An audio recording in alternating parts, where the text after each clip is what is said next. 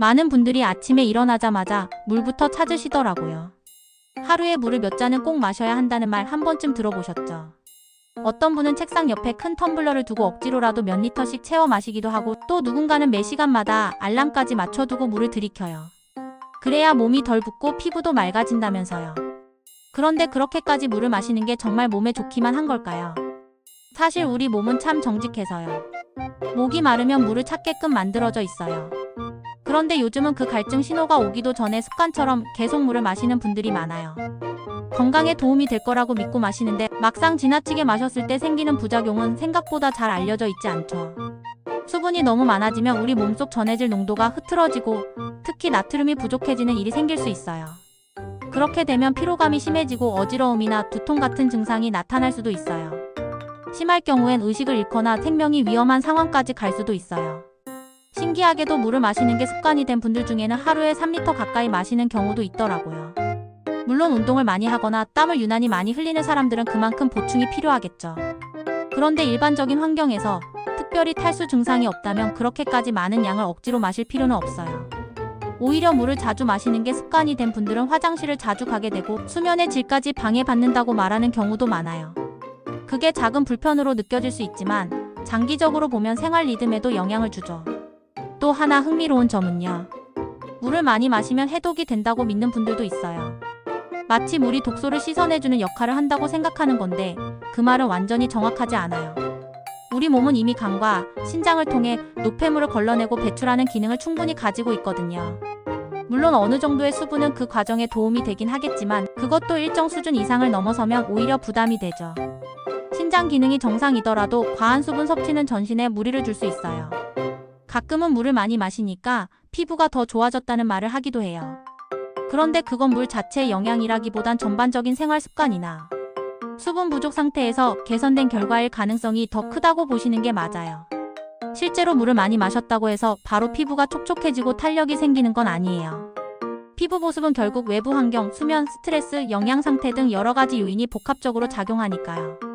물론 물을 아예 안 마시는 것도 문제겠죠. 탈수는 집중력을 떨어뜨리고 심장이나 신장 기능에도 좋지 않아요. 하지만 중요한 건요, 내 몸의 신호를 무시한 채 기준만 보고 무조건적인 양을 채우는 건 바람직하지 않다는 거예요.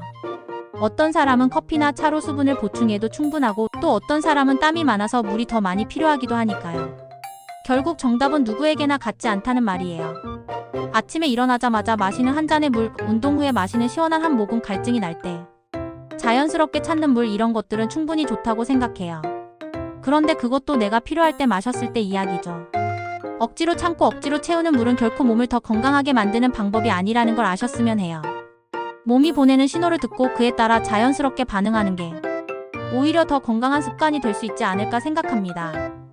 물과 관련해서 요즘 더운 여름 휴가로 인해 계곡, 바다, 수영장을 많이들 가실 텐데요.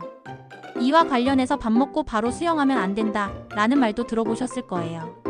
그 말을 들은 이후로는 수영장 가기 전에 일부러 배고픈 상태를 유지하려고 노력했던 기억도 있고, 밥을 먹었다면 한참을 얌전히 앉아서 기다렸다가 물에 들어간 적도 많았어요. 심지어 체육 시간에 선생님도 꼭 강조했어요. 밥 먹고 물에 들어가면 쥐 나서 빠져 죽는다고요. 그 이야기가 마치 상식처럼 굳어져 버렸고 지금도 많은 분들이 그 말을 아무 의심 없이 믿고 있어요. 그런데 이 말 과연 과학적으로도 맞는 말일까요? 밥을 먹고 수영을 하면 정말 그렇게까지 위험한 걸까요? 많은 사람들이 이 말의 배경에는 소화기관으로 혈액이 몰리니까 팔다리에 쥐가 나서 익사할 수 있다는 설명을 덧붙여요. 얼핏 들으면 그럴싸하죠. 그런데 의학적으로 보면 이야기가 조금 달라집니다. 식사 직후에 혈액이 소화기관으로 더 몰리는 건 맞아요. 하지만 그렇다고 해서 팔다리에 피가 안 돌 정도로 극단적으로 바뀌지는 않거든요. 그리고 쥐가 나는 것도 꼭 소화 중일 때만 생기는 게 아니라 물의 온도나 과격한 움직임, 탈수 상태 혹은 개인의 체질에 따라도 충분히 생길 수 있는 거예요. 정말로 밥을 먹고 수영을 하다가 익사한 사례가 과학적으로 입증된 게 있느냐고 물어본다면 사실 그런 사례는 거의 없어요. 대부분의 익사 사고는 과로, 음주, 심장질환, 수영 미숙 같은 다른 요인들이 더 직접적인 원인이 되죠. 단순히 배부른 상태로 물에 들어갔기 때문이라는 근거는 부족해요.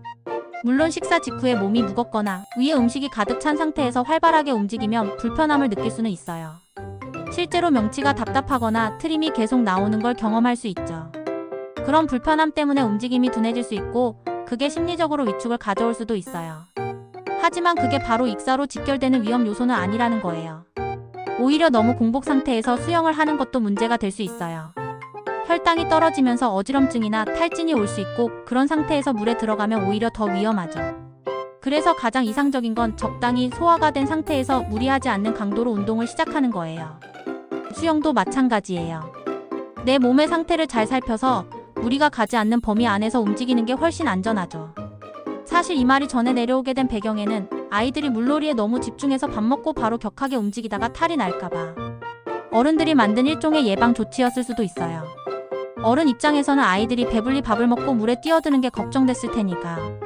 그렇게 전해지다 보니까 과학적인 근거와는 별개로 사회적인 통념처럼 굳어진 거죠. 밥 먹고 수영하면 위험하다. 이 말은 전적으로 틀린 말이라고 할 수는 없지만 그렇다고 진짜 익사 사고로 연결될 정도의 위험이 있다는 말도 아니에요. 배부른 상태로 무리하게 움직이는 게 불편할 수는 있지만 그것이 수영을 아예 피해야 할 정도로 치명적인 건 아니라는 거예요.